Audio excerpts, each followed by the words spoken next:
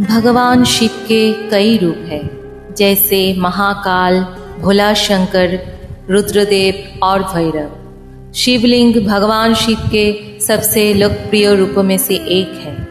हम रुद्रदेव शिव की पूजा शिवलिंग के रूप में क्यों करते हैं, आइए जानते हैं इससे जुड़ी एक बेहद दिलचस्प कहानी से। ये कहानी शिव पुराण से लिया गया है। कहानी लिंगद भव, शिव का स्तंभ रूप। सृष्टि का शुरुआत में जब कुछ नहीं था, तब सिर्फ एक असीम शून्यता थी। इसी शून्यता से ब्रह्मा, विष्णु और शिव जी प्रकट हुए। ब्रह्मा जी सृष्टि करते हैं, विष्णु जी पालन करते हैं और शिव जी संहार करते हैं। इसी से सृष्टि का संतुलन बना रहता है।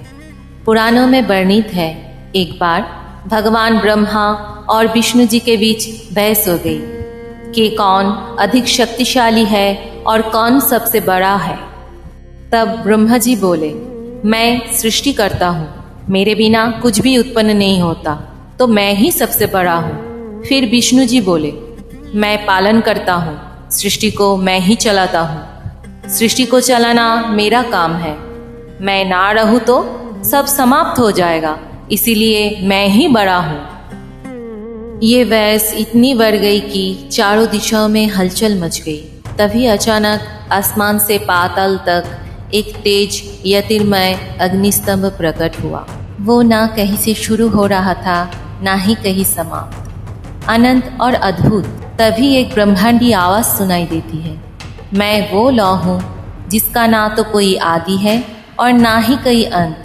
मैं चुनौती देता हूँ कि आप इस लौ की शुरुआत और अंत को खोज के दिखाए। जो भी इस अंत को पा लेता है, वही दोनों में सबसे बुद्धिमान होगा। फिर उस रहस्यमय अग्निस्तंभ को देखकर दोनों देवताओं ने तय किया। विष्णु जी बोले, मैं नीचे जाऊंगा और इसकी जड़ खोजकर लेकर आऊंगा। वो वराह अवतार में धरती के नीचे पाताल लोक की ओर निकल पड़ी। और ब्रह्मा जी बोले, तो मैं ऊपर जाऊंगा और इसका लौ के शिष्य को खोजकर लाऊंगा। वो हंसरूप लेके स्वर्ग की ओर चल पड़े। दोनों देवताओं ने हजारों वर्ष तक खोजते रहे, लेकिन कोई ना उसकी शुरुआत खोज पाया, ना ही अंत। कुछ समय के बाद विष्णु जी लौट आए।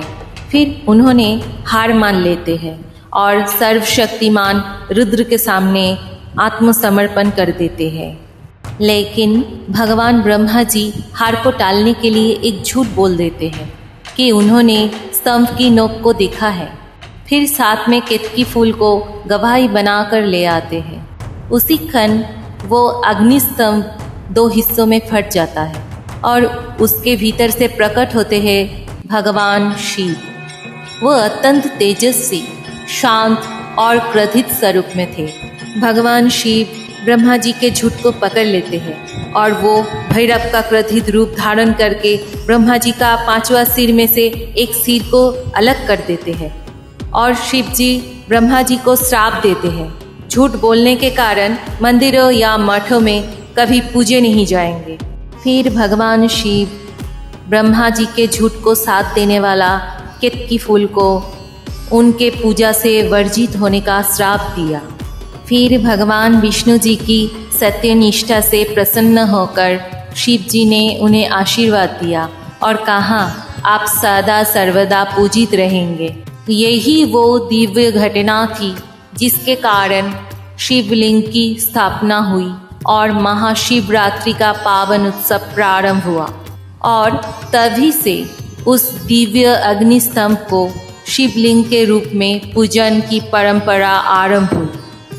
यही है लिंगद भव की लीला और यही है महाशिवरात्रि का परम रहस्य। शिवलिंग उस अग्निस्तंभ का प्रतीक है जो अनंत है, जिसका ना आदि है ना अंत है। वो शिव का निराकार स्वरूप है। लिंगम हिंदू धर्म में हर ब्रह्मांडी स्तर पर सृजनात्मक शक्ति, रचनात्मकता और प्रजनन क्षमता का प्रतीक है। लिंगम 3 शक्तियों का प्रतीक है।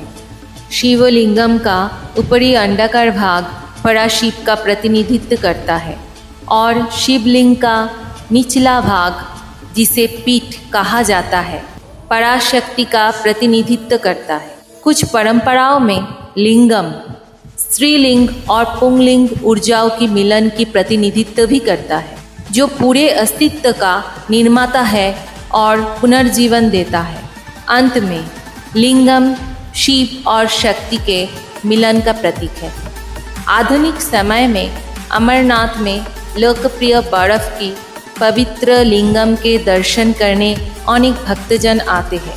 भारत में 12 ज्योतिर्लिंग हैं, जो रुद्रदेव की शाश्वत सर्वोच्चता को प्रदर्शित करते हैं। भक्त स्वयं को पापों से सिद्ध करने और सर्वशक्तिमान शिव का आशीर्वाद प्राप्त करने के लिए लिंगाष्टकम का जप करते हैं। आशा है ये वीडियो आप लोगों को पसंद आया होगा। कमेंट में ज़रूर लिख के जाइए। हर हर महादेव।